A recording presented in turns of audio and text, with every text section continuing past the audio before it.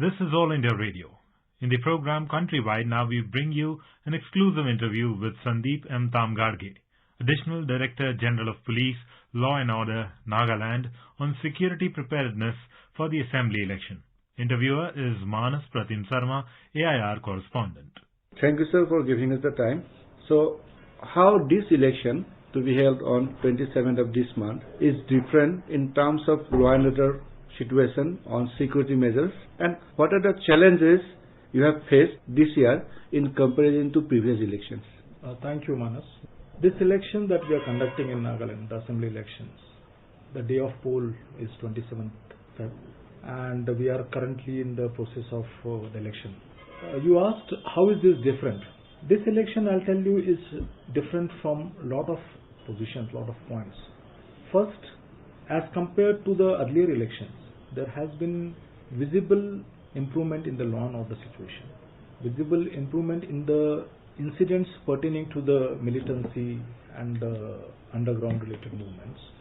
As a result of overall improvement in the law and order situation in the state, as maybe you are aware, last year the Government of India had reviewed the Armed Forces Special Power Act in the state, and after the review last year in the month of June, the Armed Forces Special Power Act was withdrawn from 15 police station jurisdictions in the state. That is the indication that there has been visible and marked improvement in the law and order situation. Right. Besides this aspect, in general also, for last couple of years, there has been decrease in terms of militancy-related activities and the militancy-related violence. In that background, we are having these elections.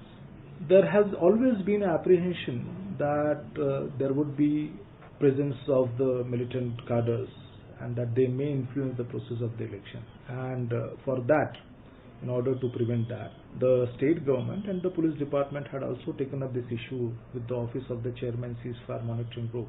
And a system has been put in place by the chairman ceasefire monitoring group, wherein no militant cadre, no armed cadre of any particular group is allowed to roam anywhere with a weapon, concealed or otherwise, and all the cadres are advised to be in their camps, designated camps. So this is one aspect. Second aspect, if you say, the violence pertaining to the other aspects, not primarily to the militancy affected violence. This I will say this year, as compared to again the earlier period, we have seen, of course, there are sporadic instances of some small scuffles, some stone peltings here and there. There are few areas, especially in Wokha district and Mokchung district, one odd incident in Noklak and in Mon. But leaving aside this, I can say overall this election process has been violence free. There has been no major violence as such which have been reported. And this I can say has happened because of a very proactive measure taken by the Ministry of Home Affairs, wherein almost 2 months before the day of poll, Government of India and Election Commission had decided that there would be an induction of almost 75 central paramilitary force to assist Nagaland police, so that the area can be dominated, area can be familiarized, and we can prevent any form of violence or intimidation or any kind of violation of the model code of conduct. Right. And coming to the day of polling, what will be the security measures all along the polling stations, or the 2 days before, because on 25th campaigning will be come to an end. What will be the post-campaigning measures till the counting or the polling process is got over? See, already the paramilitary forces, which we are supposed to get, almost in all we have received 305 paramilitary companies. All these forces have already reached their respective locations, and depending on the vulnerability of the polling stations, an exercise was conducted, and accordingly the forces are distributed all over the state, and these forces are in place now in their respective districts, and within their respective districts also they have been further deployed at their locations, at the level of the village, at the level of the subdivision, so on and so forth. This is one aspect. Second, the entire state has been distributed in sectors, district-wise, and there has been senior officers who have placed at the disposal of as the sector commandant with a striking reserve in the case of any violence or eventuality that may emerge during the day of poll. That system is in place. Third, looking at the aspect of the poll on 27th Feb, we have requested the neighboring state of Assam, Arunachal Pradesh, Manipur, to ensure that 2 days before the election, the borders are sealed so that any apprehension of any outside elements coming inside the state and creating trouble is taken care of. This exercise has been done at the level of the Chief Secretary, DGP Nagaland, and also at the respective district levels. Of course, the Honorable Election Commission of India had also had a joint meeting of all the states, and these instructions have been made very clear. We have our own contingency plan all over in case of any breakdown of machinery, in case of breakdown of vehicles or anything that it can be replaced. So on the day of poll, a detailed plan of how to transport the EVMs to the polling booths and how to return them to the strong room. The strong room locations have been identified, and it's in the current security of the Central Paramilitary Forces. So this exercise has been conducted in detail. After the poll is over, poll is being conducted on 27th Feb, and the counting of votes is on 2nd March, as you are aware. Right. So we have around 2 days in between. After the election is over, the polling is over, we have Nagaland police to take care of the post-poll scenario, whatever that may emerge. And definitely these 11 companies of paramilitary forces which are earmarked for guarding the strong rooms, they will continue to stay till such time the election process is over. That is on 4th March. Besides that, depending on the evolving situation, I am sure we will request the paramilitary forces to, if required, to stay.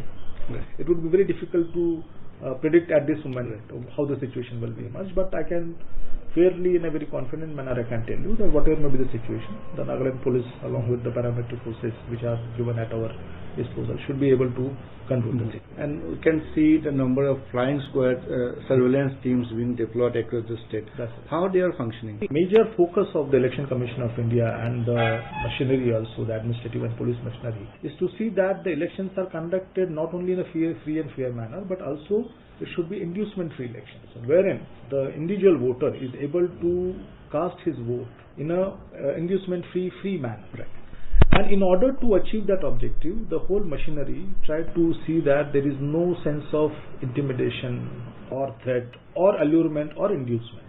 And for that, we have this concept of SSTs and FSTs and the MVCPs and so on and so forth. I must tell you this with a deep sense of satisfaction that the number of seizures with regard to the liquor, with regard to the cash, drugs and other contraband has remarkably improved as compared to the previous elections. One aspect of quantifying this would be the value of the seizures. And to give you the figures, during last election into 2018, total amount of seizure valued was around 4.5 or 6 crores. The whole process. And if I say for this current assembly election in 2023, the total value of the seizures, we have already crossed almost 47 crores. That's a huge. It's almost tenfold increase. We still have another couple of days, so I think there would be some more seizures. So that, I think, is the indication of the amount of systems that was put in and the hard work that has been put in by the security forces, by the entire enforcement mechanism, both by the state agencies and also by the central agency. This has been effective, SST and FST, like that was. Right. Nagaland has a reputation of having a very huge turnout in elections. Right. But having said that, there are certain issues. One is that the proxy voting. So how this year you are going to deal with that issue? See, for the proxy voting, the Election Commission of India and the CEO Nagaland has issued detailed guidelines through the district election officers of how to control the proxy votings, including the voter slip, distribution of voter slips, the verification of these voter slips and so on and so forth. The Election Commission of India has made the provision for webcasting, putting up the CCTVs most of the places. The number of polling booths which are covered under CCTVs and the webcasting has increased dramatically. There are clear directions which are being issued to the presiding officers and also the paramilitary forces to ensure that the proxy voting doesn't take place. And generally the perception is that the paramilitary force is there only to guard and they will not actively identify the thing. I think that's a misconception. Paramilitary forces, also those who are with the election party, are empowered enough to ensure that if there is any violation, they have their own channels of communicating. I think with all these measures in place, I'm sure the allegation that you are mentioning about the proxy voting can be controlled to a large extent. And as you mentioned in your opening remarks on the militancy issue here, what instruction has been given to them. But having said that, as you also mentioned, you have border state with Assam and Manipur and Arunachal Pradesh, and also international borders that's also not too far, Myanmar. So is there any apprehension of cross-border militancy activities that may affect the process? Is there any such apprehension? If so, how are you going to tackle that situation? As I was mentioning that we already have the coordination with the neighboring states of Assam, Arunachal and Manipur, coordination at the Chief Secretary and DGP level and also at the district level.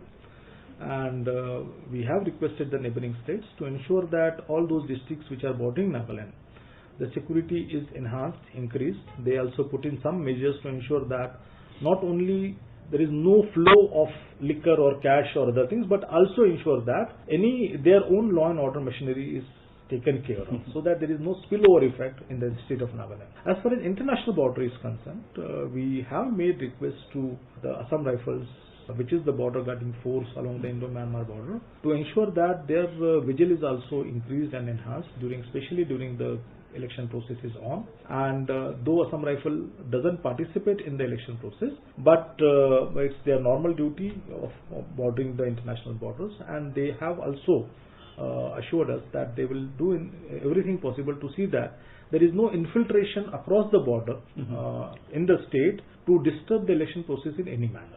So I think along with that, we will be putting up our village guards also. We have this institution of village guards in the state of Nagaland, along especially the international border, that is in the Mon, Shamator, Nokla, Kifre, Meluri.